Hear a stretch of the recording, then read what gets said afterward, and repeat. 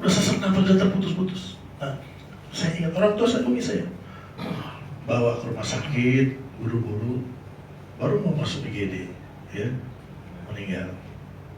Ada juga keluarga, ya, ketika dia sesak nafas, aduh, kayaknya saya mau mati nih, benar mati dia. Kata Allah ya, artinya udah merasakan benar bahwa nafasnya sudah di ujung, ya. Saat itu taubat sudah tidak berlaku lagi. Nafas malam ya. Kalau masih ada kesadaran, ya, masih astagfirullahaladzim, ya, astagfirullahaladzim, wa atubu ilaih, gitu ya. Taubat kepada Allah. La ilaha illallah, wahdahu la syarika lah. Kalimat-kalimat thayyibah, atau ucapkan la ilaha illallah, Muhammadur Rasulullah. Dan masih dengan kesadaran, ya, masih dengan kesadaran, insya Allah, ya. Dan taubat yang paling utama, yakni dari dosa kesyirikan. Dosa kan kita banyak nih, banyak kan? Banyak dikit Pak Ustaz. Tapi kalau yang masih muda, insya Allah, ya, yang masih muda, ya, insya Allah, yang lebih tua dosanya lebih banyak. Makanya diajarkan kita dalam adab, ya, kalau kita lihat orang tua, yang muda lihat orang tua, masya Allah orang ini udah tua, pasti amalnya udah banyak, gitu kan? Ya. Yang tua melihat yang kecil, ya Allah, pengen muda lagi kayak gini. Dosanya pasti masih sedikit gitu, ya. Dosanya masih sedikit, baru balik gitu kan, kita udah banyak, ya. Nah, tapi betapapun itu, kata Allah, ya, dalam keutamaan tauhid yang pertama ini, ya, ya bani Adam, innaka law ataitani bi qurabil ardi, wahai anak Adam kita ini, seandainya engkau datang kepadaku dengan dosa sepenuh bumi, khotoyathum ma laqitani la tusyrik bi syai'an la ataituka bi qurabiha maghfiratan. Engkau datang kepadaku dengan dosa sepenuh bumi, tapi engkau tidak menyekutukan aku, nggak pernah, ya, berbuat kesyirikan sedikit pun juga, pasti, kata Allah, pasti, nggak pakai insya Allah, pasti, kata Allah, aku akan berikan kepadamu ampunan sepenuh bumi pula, masya Allah, ya. Ini yang pertama. Kemudian yang kedua, ada yang masih ingat orang yang bertauhid kepada Allah, apa itu? Akan mendapatkan petunjuk dan rasa aman. Sahih. Akan mendapatkan petunjuk dan rasa aman. Sebagaimana firman Allah Subhanahu wa taala dalam surat Al-An'am, "Alladzina amanu wa lam yalbisu imanahum bidzulmin, ulaika lahumul amnu wa hum muhtadun." Dan orang-orang yang beriman, syaratnya beriman. Alhamdulillah saya beriman. Belum. Dan tidak mencampur adukan iman dengan kesyirikan. Tuh. Gak nyampur-nyampurin. Ya. Murni. Bersih imannya. Ya Bu ya. Gak mau sedikit pun juga.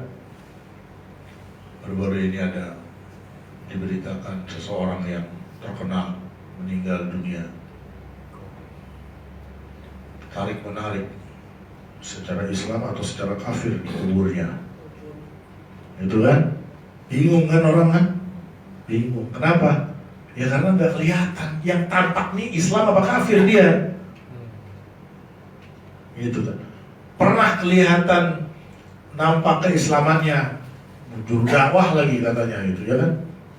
Lalu kemudian diberitakan sudah masuk ke dalam agama kafir lagi. Akhirnya bagi dua ada tuh, biar adil katanya, karena bininya dua, ya, bini pertamanya kafir, istri keduanya muslimah, ya, orang Islam. Kata istri yang pertama, dia kafir, udah masuk ke agama kita lagi, Kristen. Kenapa?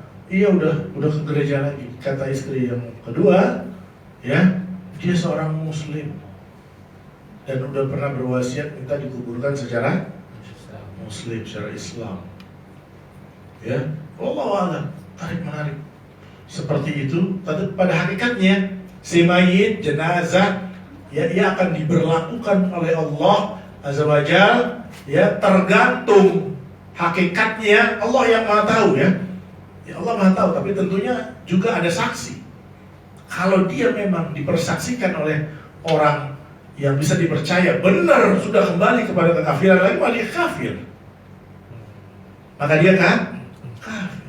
Tapi kalau dia, ya, dikuburkan, hatta dikuburkan secara kafir, disemayamkan sampai 3 hari sekalipun, ya, diiringi nyanyian, ya, dan sebagainya. Kalau hakikatnya dia seorang muslim, tetap dia seorang muslim. Dan saya pernah, sahabat dekat saya, masya Allah, sahabat kecil saya, ya, ketika dia mengalami sakit, ketergantungan narkoba, masya Allah, teman kecil, pas sudah agak dewasa remaja, tangkap polisi, dibully, kemudian keluar, ada keinginannya bertobat dari narkobanya, maksudnya kapok gitu, ya, bukan bertobat kepada Allah, karena dia kafir, dia lihat di televisi ada pesantren katanya yang bisa menyembuhkan di Tasik, ya, Surya Daya, ya, ada di sana katanya. Akhirnya berangkat, dia orang kafir, minta untuk dibawa ke pesantren itu. Ada keinginan untuk berhenti ketergantungan narkoba seperti itu. Walhal, ya, sampai di sana, alhamdulillah, dia masuk ke dalam Islam. Namanya di pondok pesantren, masuk ke dalam Islam. Ya. Walaupun tentu katakanlah dengan amalan-amalan yang bid'ah dan sebagainya gitu, ya. Tapi dia masih seorang muslim. Lalu kemudian diberitakan, sahabat saya ini sakit keras.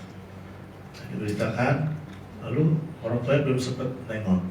Ketika orang tuanya mau nengok, ternyata anak ini sudah meninggal, wafat dia. Nah, uruslah dengan secara Islam, dimandikan, dikafankan, ya, sampai disolatkan, dibawa ke rumah orang tuanya di Jakarta, yang orang tuanya kafir.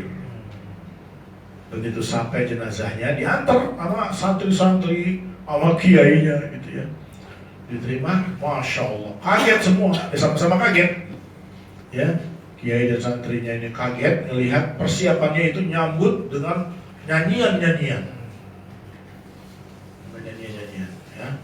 dari Sumatera, gitu, ya. Nah, ya, tuan rumah atau orang tuanya juga kaget, kenapa? Udah datang ditandur, ya kan, dibungkus, ditutup pada kalimat la ilaha illallah dan sebagainya, bingung.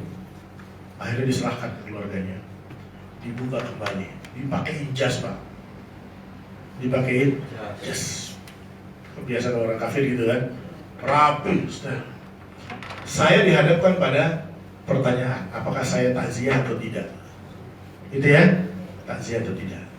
Saya datang, kenapa? Karena yakin bahwa dia seorang muslim, sahabat saya, dan saya bergembira apa? Dia mati dalam keadaan Islam. Dan saya datang.